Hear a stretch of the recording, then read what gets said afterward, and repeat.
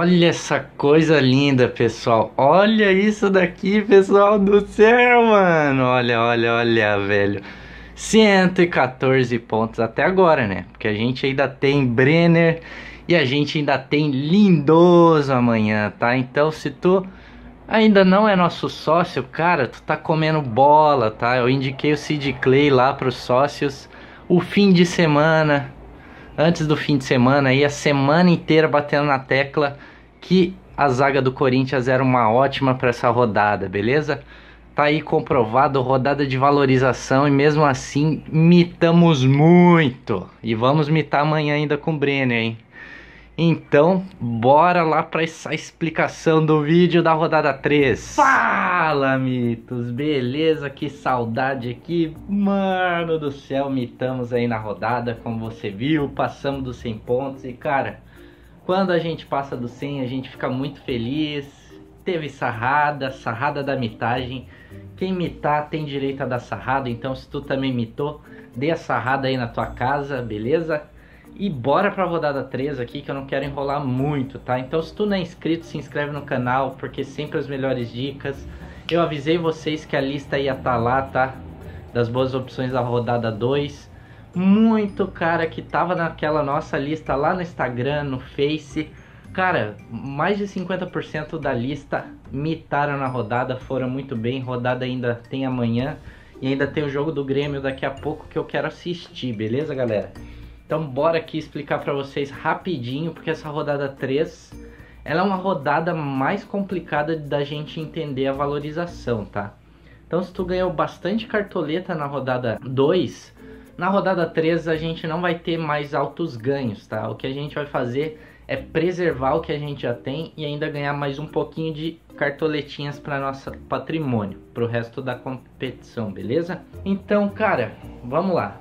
Tópicos da rodada 3 que tu tem que prestar atenção. Qual a diferença da rodada 3 para a rodada 2, galera?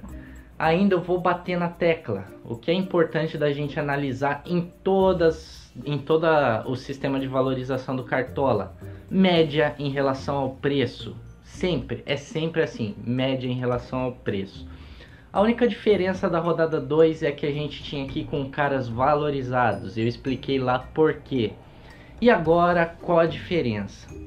Na rodada 3 a gente tem que ir com jogadores que tem uma média boa em relação ao seu preço. É a mesma coisa da rodada 2. Só que agora a grande diferença da rodada 3 para a rodada 2. Na rodada 3, o jogador tem que ir melhor do que a rodada anterior para ele valorizar legal, beleza? Ou seja, a gente vai poder escalar quem desvalorizou na rodada 2. Então, o que vai funcionar? A gente tem que ter uma média boa em relação ao preço, ou seja, uma média aí perto dos 40% do preço do jogador. Vai continuar valendo aquela regra da rodada 1, lembra? Que era os 40%. Então vai continuar valendo aqui. Se o jogador já tem muito próximo de 40% que ele vale, ele é uma ótima opção para valorizar na rodada 3. Então o que ele vai precisar para valorizar nessa rodada? E melhor do que a rodada 2? Simples, cara. Simples. Não tem segredo. É assim sim. Eu posso escalar jogador que valorizou na rodada 2? Pode sim, cara. Pode sim. Só que é aquilo. A média dele vai ter que subir um pouco. Ou seja, ele vai ter que pontuar mais do que a rodada 2. Quando tem esse aumento de média de uma rodada, da rodada anterior para essa, se houve aumento de média, valoriza. Simples. Essa é a regra da rodada 3. A média do jogador tem que subir. Se subiu, show. Ele vai valorizar. É claro que tem uma ou outra exceção. Por exemplo, se o Otero mitar de novo, ele ainda tem muita chance de continuar valorizando, mesmo ele tendo valorizado nessas duas. Ou seja, se ele tirar mais que 11 pontos, fazer uns 15, 16, ele vai continuar valorizando porque a média dele vai subir. Eu espero que tenha sido bem claro aí para vocês essa questão de média subir. Ter o aumento de média vai ter a valorização. Mas para a valorização acontecer, mais do que a rodada anterior, o jogador tem que pontuar, tá? Eu vou te dar dois exemplos ilusórios aqui, tá? Eu ainda não tenho os dados de valorização dessa rodada. Esse vídeo está sendo gravado hoje, no domingo, tá? O mercado só vai abrir amanhã, amanhã não, na terça no caso. Então eu não tenho os dados reais aqui para vocês. Mas eu vou fazer alguns dados aí ilusórios, né? Só para elucidar a ideia, para vocês entenderem melhor, tá? O que que valoriza e o que que não valoriza na rodada 3. Então bora! Bom, galera, eu vou te dar aqui duas opções bem rápidas aí. A rodada não acabou, então é só para exemplo de cálculo para tu ficar meio que ligado nisso. O Zé Rafael eu considero uma opção ótima para valorizar nessa rodada. Por quê? Ele fez 6.7 na primeira. Se não foi isso, me perdoe, eu não sei se era 6,5, 6.7 ou 6.3, tá? Como eu não pesquisei aqui da rodada 1, quanto ele fez ao certo, mas se eu não me engano foi algo em torno disso. Para efeito de cálculo a gente vai usar 6.7. Ele fez 6.7 na primeira e agora na segunda ele fez mais 7.7, ou seja, a média dele subiu. Nessa rodada eu creio que ele vai valorizar um pouquinho ou ele vai desvalorizar um pouquinho, porque essa era uma rodada 2, essa rodada precisava aí do cara dar uma mitadinha um pouco maior para valorizar bem. Já como na rodada 3 o mercado já está se estabilizando, lembra que eu falei na rodada 1 que o mercado ele fica muito instável nas duas primeiras e da terceira ele já começa a ficar estável? É agora que essa mágica vai acontecer. Ele vai fazer algo que a gente chama de transição do mercado instável para o mercado estável. Ou seja, se o Zé Rafael tirou 6.7, era a média dele da rodada 1, e pontuou 7.7, ou seja, isso vai dar 14.4 sobre 2, que dá 7.2 de média. Percebeu? Ele aumentou a média dele em relação à rodada anterior, que era a rodada 1. Como que o Zé Rafael vai valorizar agora? Ele vai ter que aumentar a média dele aí para ele valorizar. Como ele vai fazer isso? Pontuando mais do que a média dele atual, que seria 7.2.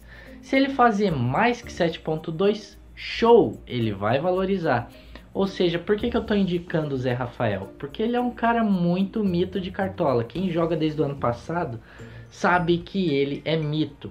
Só que a diferença é que ano passado ele ainda era meio que reserva, ele estava se firmando no time, ele era muitas vezes sacado do time. Agora ele é o camisa 10, galera. Ele é o camisa 10, ele é a referência do time, ele é o cara que comanda aquele meio de campo do Bahia.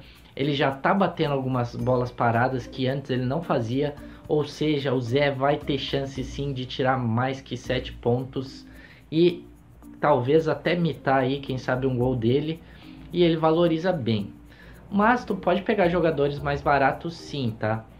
E para fechar aqui, Otero, galera. Otero, ele fez 16 pontos na primeira. Claro que ele fez um pouquinho mais, eu acho.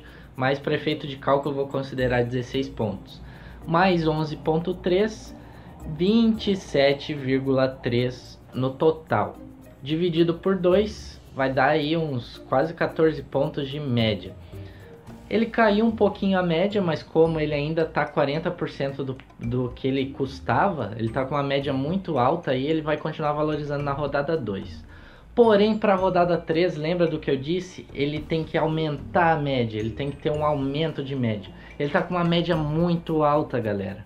Ou seja, para ele valorizar agora, ele tem que ir muito bem. Tipo, muito bem mesmo. Acima de 15 pontos aí para ele continuar valorizando. Ou seja, caras que estão muito valorizados, vêm de duas rodadas como Rodriguinho e Otero, estão hiper valorizados, não é uma boa nessa rodada. Tu corre o risco de perder muita cartoleta.